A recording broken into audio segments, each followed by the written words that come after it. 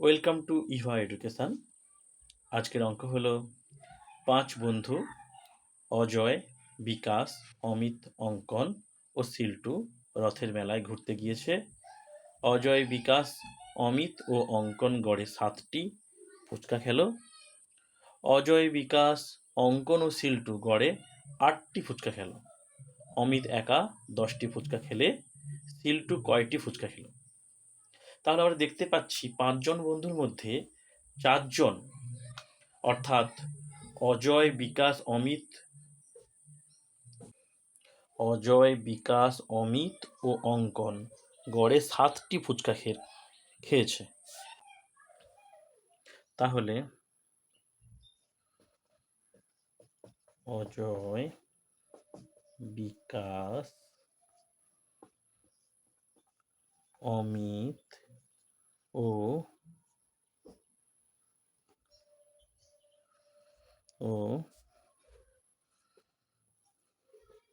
অঙ্কন মোট ফুচকা খেয়েছে কটি হবে? গড়ে 7টি। কজন? 1 জন, 2 জন, 3 জন, 4 জন। তাহলে 7 গুণিতক 4 সমান 28টি ফুচকা খেয়েছে। এই 4 জনের মধ্যে অমিত, দেখতে পাচ্ছি অমিত 10টি ফুচকা খেয়েছে একা। তাহলে অজয়, বিকাশ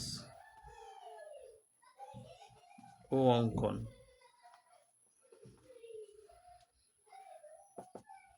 মোট কটা তাহলে খেয়েছে?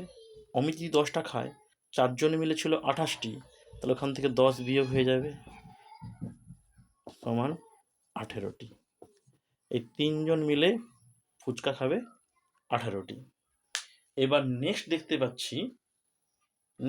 পাচ্ছি অজয়, বিকাশ, অঙ্কন ও সিল্টু গড়ে 8টি। তাহলে এদের 4 জনকে নিয়ে গড় করলে কটি ফুচকা হচ্ছে? গড়ে 8টি। তাহলে এদের মোট কটি ফুচকা হচ্ছে দেখি। অজয়, বিকাশ,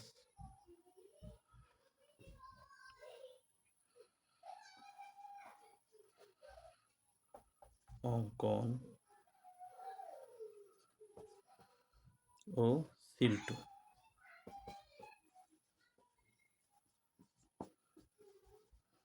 মোট ফুচকা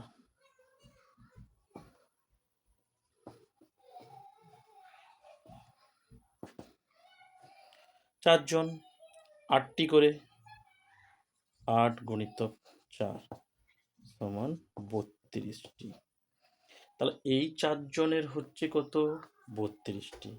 এর মধ্যে আবার বিকাশ, অজয়, অঙ্কন, মানে অজয়, বিকাশ, অঙ্কন এই 3 জনে মিলে হয়ে যাচ্ছে কত? 18টি। তাহলে পড়ে থাকবে কি? সিল্টু।